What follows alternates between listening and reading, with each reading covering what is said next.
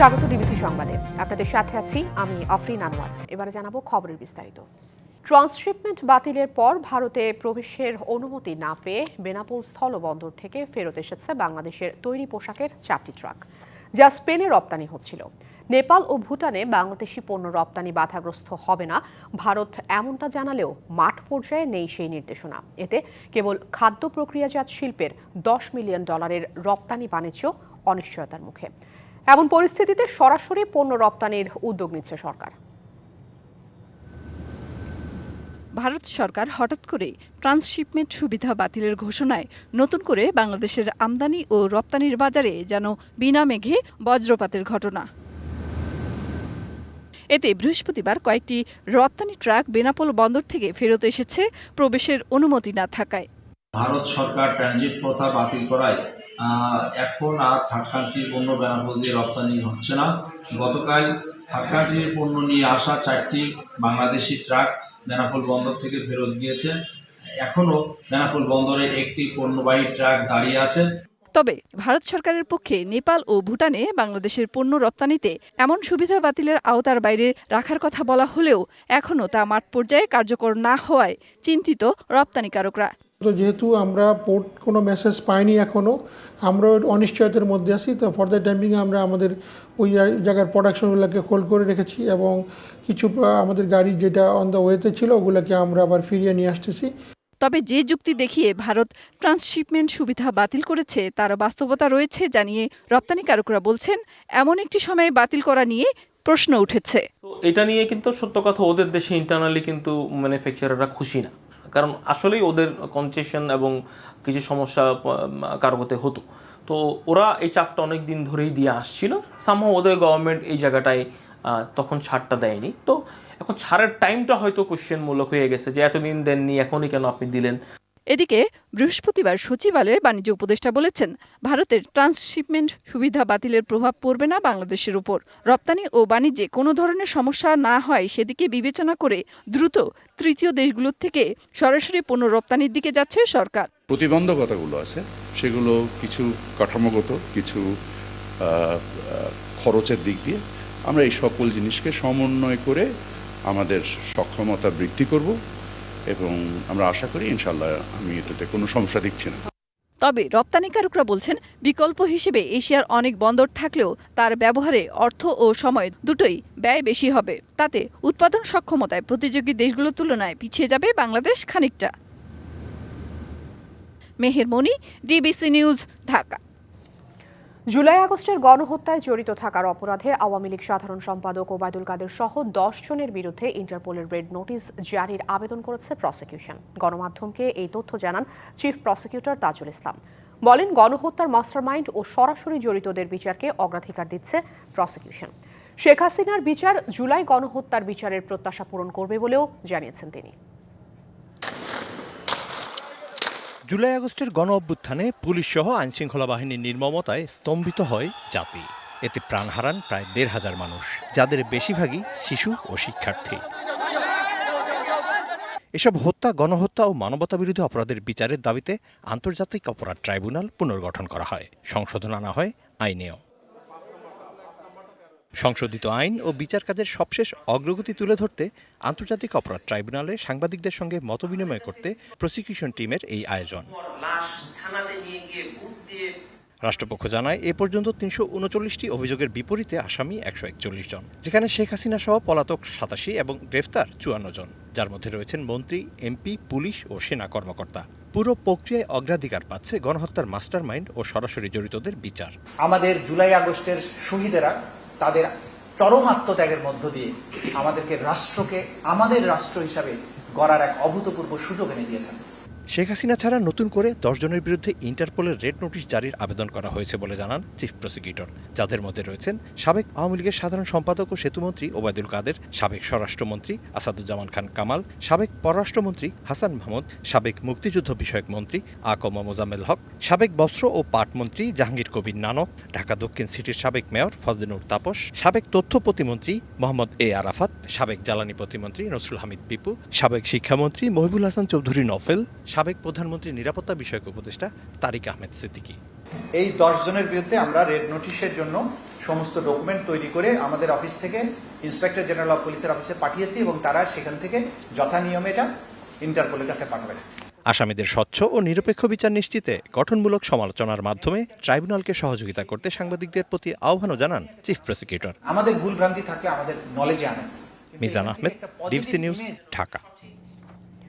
প্রধানমন্ত্রী হিসেবে ক্ষমতার প্রভাব খাটিয়ে রাজুক থেকে প্লট নেয়ায় শেখ হাসিনা সহ 18 জনের বিরুদ্ধে গ্রেপ্তারি পরোয়ানা জারি করা হয়েছে। দুদকের আবেদনে এই পরোয়ানা জারি করে ঢাকা মহানগর দায়রা জজ আদালত। দুর্নীতি দমন কমিশনের মামলায় প্রথমবারের মতো এই পরোয়ানা জারি হলো। ক্ষমতার প্রভাব খাটিয়ে পূর্বাচলে হাসিনা পরিবারের জন্য 60 কাঠার প্লট বরাদ্দে অনিয়ম দুর্নীতির প্রমাণ পাওয়ায় মামলা করে দুদক। এতে বলা হয়, সরকারের সর্বোচ্চ পদাধিকারী ও পাবলিক সার্ভেন্ট হিসেবে বহাল থাকা অবস্থায় ক্ষমতার অপব্যবহার করে প্লট বরাদ্দ করা হয়। বৃহস্পতিবার ঢাকার মহানগর সিনিয়র স্পেশাল জজ জাকির হোসেন গালিবের আদালত দুদকের দেয়া অভিযোগপত্র গ্রহণ করে। এরপর পলাতক থাকা শেখ হাসিনা সহ 18 জন আসামির বিরুদ্ধে গ্রেপ্তারি পরোয়ানা জারি করা হয়। যে অ্যাপ্লিকেশন করতে হয় সেই প্রেসক্রাইব ফর্মে তারা অ্যাপ্লিকেশন করেননি, ইভেন তিনি নিজে আবেদন করেননি। শুধুমাত্র তার সাইমা ওয়াজেদের মা প্রাক্তন প্রধানমন্ত্রী, তিনি তার পদপদবি ব্যবহার করে এবং তার পদপদবি ব্যবহার করে রাজুকের যে সমস্ত কর্মকর্তারা ছিল তাদেরকে প্রভাবিত করে এবং তারাও প্রতারণামূলকভাবেই তাকে সহায়তা করে সম্পৃক্ত হয়েছেন এই মামলায়। মামলাটি তদন্ত করে গত 10ই মার্চ শেখ হাসিনা, সাইমা ওয়াজেদ পুতুল সহ 18 জনের বিরুদ্ধে আদালতে অভিযোগপত্র দাখিল করে দুদক। অন্তর্বর্তীকালীন সরকারের সময় গঠিত কমিশনের পক্ষ থেকে শেখ হাসিনা ও তার পরিবারের সদস্যদের বিরুদ্ধে এটি প্রথম মামলা। Tahsina Jessy, DBC news, Dhaka. ফিলিস্তিনের গাজায় গণহত্যার প্রতিবাদে দেশ জুড়ে শোভাযাত্রা করেছে বিএনপি। এ সময় দলটির নেতারা বলেছেন, মুসলিম বিশ্বের মোড়লদের নীরবতার কারণেই গণহত্যা চালাচ্ছে ইসরায়েল। এছাড়া জাতিসংঘের ভূমিকারও প্রশ্ন তোলেন বিএনপি নেতারা।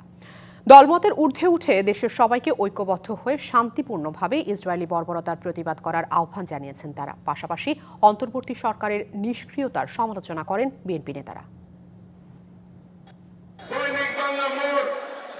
বিশ্ববিবেককে বুড়ো আঙুল দেখিয়ে গাজায় বর্বরোচিত হামলা ও গণহত্যা চালাচ্ছে ইসরায়েল। এরই প্রতিবাদে বৃহস্পতিবার ঢাকাসহ দেশের সব মহানগরে বিএনপির শোভাযাত্রা। দুপুর থেকেই খণ্ড খণ্ড মিছিল নিয়ে নয়াপল্টনে দলের কেন্দ্রীয় কার্যালয়ের সামনে জড়ো হন মহানগর উত্তর ও দক্ষিণের বিভিন্ন স্তরের নেতাকর্মীরা। মজলুমদের পক্ষে প্রতিবাদী স্লোগানের পাশাপাশি অনেকের হাতে ছিল ফিলিস্তিনের পতাকা, কণ্ঠে ইসরায়েলের প্রতি তীব্র নিন্দা। তাদের চাওয়া দ্রুতই বন্ধ হোক বর্বরোচিত এই গণহত্যা। এ সময় দলটির কেন্দ্রীয় নেতারা মুসলিম বিশ্বের মোড়লদের ভূমিকার তীব্র সমালোচনা করেন। সমস্ত দেশের নেতৃবৃন্দকে সোচ্চার হওয়ার আহ্বান জানাই। বিশেষ করে মুসলিম বিশ্বের যারা মোড়ল তাদেরকে আহ্বান জানাবো, আজকে ইসরায়েলের বিপক্ষে আপনাদের ভূমিকা যেহেতু প্রশ্নবিদ্ধ, মুসলিম বিশ্বের নেতৃত্ব দেওয়ার দাবি আপনারা করতে পারেন না। আমরা আজকে এই সভা থেকে দাবি করি, অত্যাচারী নৃশংস অত্যাচারী ইসরায়েল সরকার এবং তার বাহিনীগুলিকে প্রতিহত করার ব্যবস্থা নেওয়া হোক। ফিলিস্তিনিদের পক্ষে জোরালো অবস্থান নিতে অন্তর্বর্তী সরকারের প্রতি আহ্বান জানান দলটির নেতারা। সরকারের মনোভাবকে ফিলিস্তিনি সম্পর্কে আমরা কোনো আওয়াজ এখনো কেন পাইলাম না। আমাদের দেশে অনেক বুদ্ধিমান লোক আছে, সুশীল সমাজ আছে, 300-500 জনের বিবৃতি বিভিন্ন সময় পেয়ে থাকি। আমি এই শ্রেণীর বুদ্ধিজীবীদেরকে এখনো ফিলিস্তিনের পক্ষে তাদের কোনো সাড়া মিলছে না কেন? আমরা এই কথা বলে, এই সভা করে, সমাজে প্রকাশ করে সমাজসেবা করতে পারি, কিন্তু কার্যকর পদক্ষেপ যদি আমরা না নেই, যদি জাতিসংঘ কার্যকর পদক্ষেপ না নেয়, যদি আমরা যারা এই সমস্ত কর্মের সহযোগী তাদের বিরুদ্ধে ব্যবস্থা যদি আমরা না নেই, ইসরায়েলের এই শাসন এই অত্যাচার চলতেই থাকবে। নয়াপল্টন থেকে শুরু হয়ে শোভাযাত্রাটি মগবাজার মালিবাগ হয়ে বাংলা মোটর গিয়ে শেষ হয়। রাজধানীর পাশাপাশি চট্টগ্রাম, খুলনা, বরিশাল, রাজশাহী সহ মহানগরগুলোতে শোভাযাত্রায় যোগ দেন বিএনপির বিপুল সংখ্যক নেতাকর্মী। সাব্বির রোজ, ডিবিসি নিউজ, ঢাকা। 11 শিক্ষা বোর্ডের অধীনে 19,28,000 শিক্ষার্থী নিয়ে শুরু হলো এবারের এসএসসি ও সমমান পরীক্ষা। বদলে যাওয়া পরিস্থিতিতে প্রথম পাবলিক পরীক্ষাকে সুশৃঙ্খল করতে দেওয়া হয়েছে 14টি নির্দেশনা। পরীক্ষা কেন্দ্রের পরিবেশ দেখে খুশি শিক্ষার্থী ও অভিভাবকরা। এদিকে রাজধানীর কেন্দ্র পরিদর্শন করে 2 মাসের মধ্যেই ফলাফল দেওয়ার প্রচেষ্টার কথা জানান শিক্ষা উপদেষ্টা। বৃহস্পতিবার সকাল 10টায় বাংলা প্রথম পত্র দিয়ে শুরু হয়েছে এসএসসি ও সমমানের পরীক্ষা। রাজধানীর পরীক্ষা কেন্দ্রগুলোতে সকাল 8টার পর থেকেই অভিভাবক সহ পরীক্ষার্থীদের অপেক্ষা করতে দেখা গেছে। 9টার পর থেকে কঠোর নির্দেশনা মেনে কেন্দ্রের ভেতরে প্রবেশ করানো হয় পরীক্ষার্থীদের।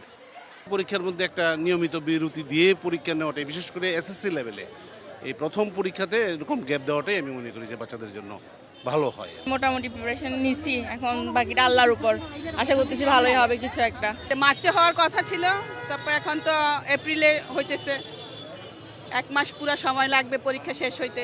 মোটামুটি একটু দেরি হয়েছে, তারপরেও ভালোই হচ্ছে। যেহেতু আজকে প্রথম দিন পরীক্ষা, তাদের সিট পেতে যাতে কোনো ব্যাক পেতে না হয় সেজন্য বিদ্যালয় কর্তৃপক্ষ বা কেন্দ্র কর্তৃপক্ষ যথাযথ ব্যবস্থা নিয়েছেন।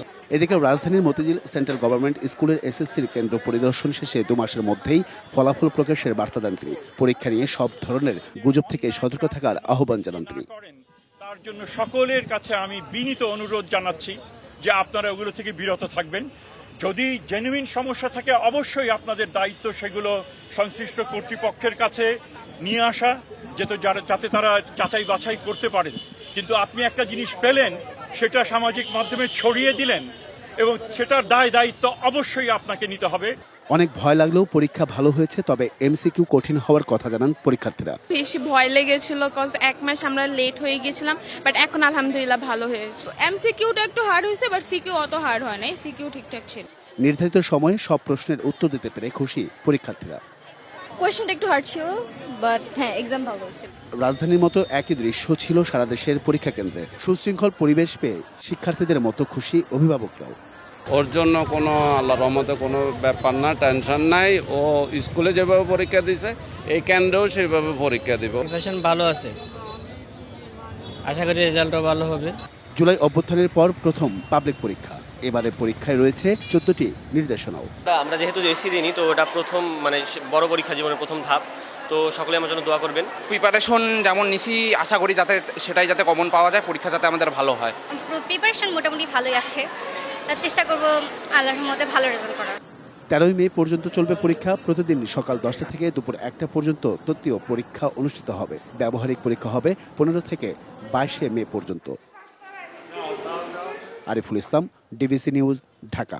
জাপানে দক্ষ জনশক্তি রপ্তানির লক্ষ্যে প্রবাসী কল্যাণ ও বৈদেশিক কর্মসংস্থান মন্ত্রণালয়ের সাথে সমঝোতা স্মারক করেছে জাপানের অন্টোরা user run Incorporated.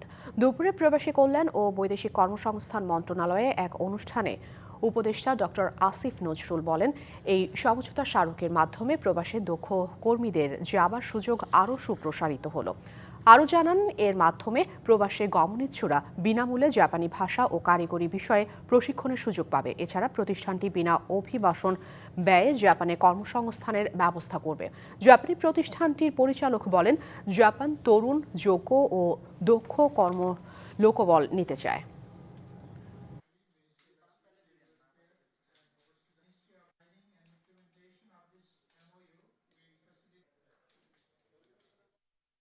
We will of course try to improve our service from our end. আমাদের সেবা আরও উন্নত করার চেষ্টা করব। জাপান ও বাংলাদেশের পারস্পরিক বোঝাপড়া আরও বাড়ানো হবে। জাপানে অনেক কম খরচে 695 জন টেকনিক্যাল ইন্টার্ন পাঠানো হয়েছে। 95% technical intern has already gone. বাংলাদেশের নাম পরিবর্তন করে people's welfare trust of Bangladesh করার প্রস্তাব দিয়েছে ইসলামী আন্দোলন বাংলাদেশ। এছাড়াও আনুপাতিক নির্বাচন, শরিয়াহ আইন, জবাবদিহিতার বিষয়ে 41টি প্রস্তাব দিয়েছে দলটি। দুপুরে জাতীয় ঐকমত্য কমিশনের সহ-সভাপতি ডক্টর আলী রিয়াজের কাছে সংস্কার প্রস্তাব সম্পর্কে নিজেদের প্রস্তাব তুলে ধরে দলটি। পরে দলটির প্রেসিডিয়াম সদস্য আশরাফ আলী আকন জানিয়েছেন, প্রস্তাবিত সংস্কারের অধিকাংশের সাথেই একমত পোষণ করেন তারা। 2 বারের বেশি প্রধানমন্ত্রী না হওয়া একই ব্যক্তি, দল, সরকার ও সংসদ প্রধান না থাকা, 70 অনুচ্ছেদের বিলুপ্তির মতো প্রস্তাব, যা ভবিষ্যতে স্বৈরতন্ত্র মোকাবিলায় ভূমিকা রাখবে বলেও মনে করে ইসলামী আন্দোলন। বাংলাদেশের নামটা আমরা বলছি, বাংলাদেশটা বলছি people's welfare state of Bangladesh, একটা জনকল্যাণ রাষ্ট্র। বাংলাদেশ হবে একটা জনকল্যাণ রাষ্ট্র অফ বাংলাদেশ। সংস্কার যদি করতে হয়, রাষ্ট্রের সংস্কারের জন্য সবচেয়ে বড় উপাদান হলো আনুপাতিক বা পিয়ার পদ্ধতি নির্বাচন। থানা থেকে লুট হওয়া অস্ত্র এখনো কাঙ্ক্ষিত মাত্রায় উদ্ধার হয়নি, তাই নিরাপত্তা হুমকি কিছুটা রয়েছে বলে মন্তব্য করেছেন স্বরাষ্ট্র উপদেষ্টা লেফটেন্যান্ট জেনারেল অবসরপ্রাপ্ত জাহাঙ্গীর আলম চৌধুরী।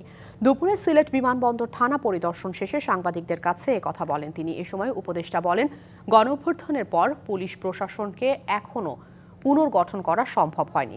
জানান, দেশে মব সন্ত্রাস অনেকটা কমে এসেছে, পাশাপাশি আইন নিজের হাতে তুলে না নেয়ার জন্য আহ্বান জানান তিনি। রমজানে আইন শৃঙ্খলা পরিস্থিতি আগের চেয়ে ভালো ছিল বলেও উল্লেখ করেন স্বরাষ্ট্র উপদেষ্টা। অবশ্য আমরা যতটা এক্সপেকটেশন ছিল, আমরা অত উদ্ধার এখনো কমপ্লিট হয় নাই। আমরা চেষ্টা করে যাচ্ছি উদ্ধার করতে। অস্ত্র বাইরে থাকলে তো কিছুটা হুমকি থাকবো। সবার ক্ষেত্রে একই নির্দেশনা, এবং আপনাদের কাছে আমরা একটা অনুরোধ করব, আইন যেন কেউ নিজের হাতে তুলে নেন। ডিবিসি সংবাদে এই ছিল এখনকার মতো। ডিবিসি নিউজের সংবাদগুলো পড়তে ভিজিট করুন dbcnews.tv আর ভিজিট করুন ডিবিসি নিউজের ফেসবুক পেজ এবং ইউটিউব চ্যানেল। সঙ্গেই থাকুন ডিবিসি।